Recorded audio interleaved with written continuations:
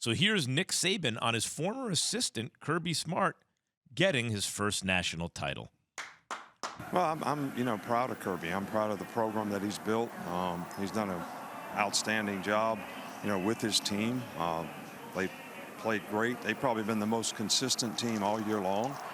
We did a really good job, in the SEC championship game. Nobody can take that away from these kids, and I'm proud of them for what they were able to accomplish.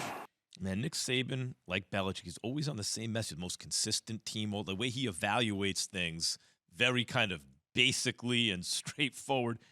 But here's my question, guys. Where does Kirby now rank? Now that he's gotten not only the win against Saban, but also, more importantly, the national title. College football coaches, where does he rank? Because only 3 active coaches have won a title in the CFP area. It's obviously Dabo Swinney, Nick Saban, and now Kirby Smart. Urban Meyer and Orgeron also won titles, of course, but they're no longer active in the college coaching ranks at the moment.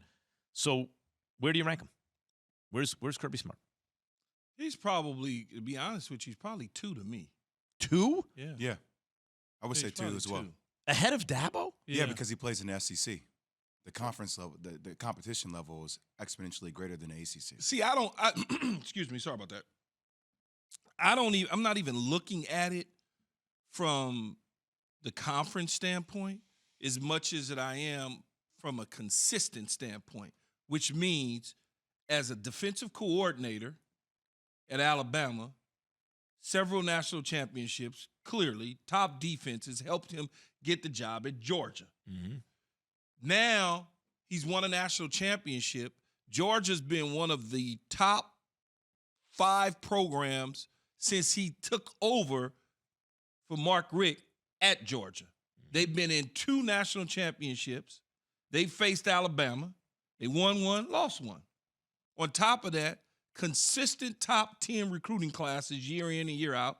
Hasn't developed a pro quarterback yet, but that's okay. He'll get there, I'm sure. Defensive players are always drafted out of there. And you say, well, why ahead of Dabo Swinney? I know a little bit about the program at Clemson. Mm-hmm. So when I look at Chad Morrison, who left and took the job at SMU as offensive coordinator, head coach, then went to Arkansas. Then Tony Elliott and Jeff Scott took over as co-coordinators. Both of them have moved on. Brent Venables has left and gone to Oklahoma. So I start to look at that. And then over the last 2 to 2.5 years, Clemson started to crack a little bit.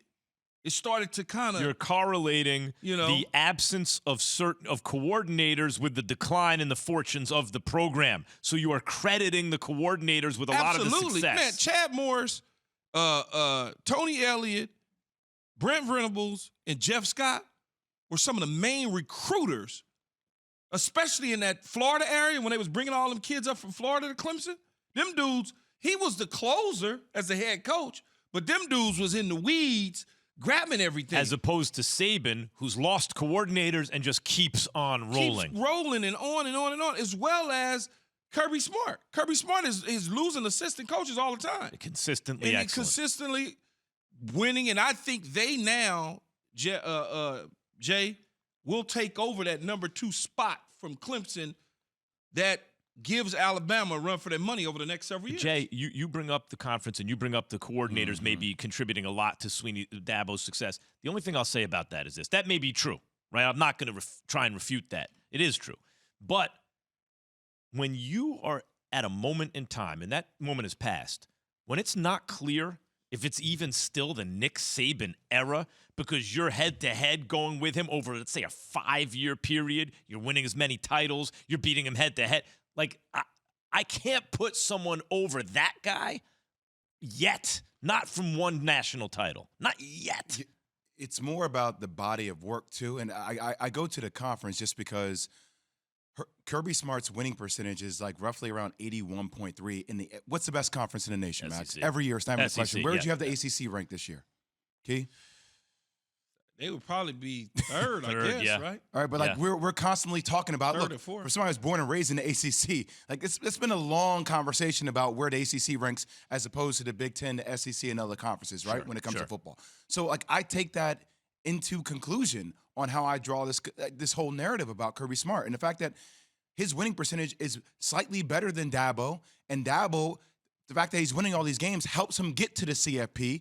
Where it's when you look at the body of work, man, it's not off. You're making a good argument. It's not off now. I was surprised by the answer at first, but you're both making good arguments. But you think about it, they went head-to-head against each other too, Clemson and Georgia, Right. opening day. Right.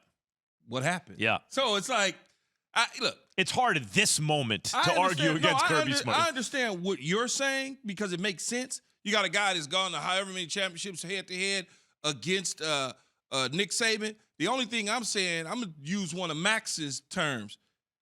Alabama is still where they're at. Georgia is coming up high. And I think, for whatever reason, Clemson's getting ready to fall off a cliff.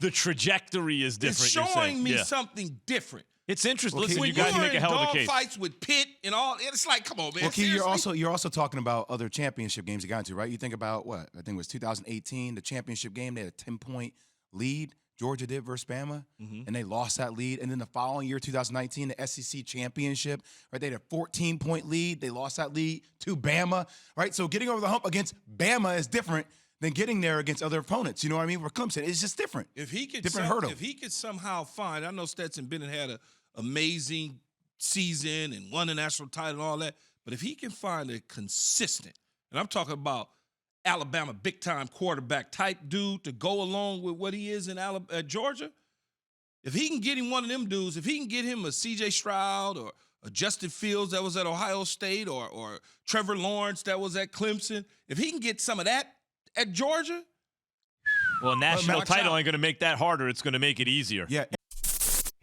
Thanks for watching ESPN on YouTube. For live streaming sports and premium content, subscribe to ESPN+.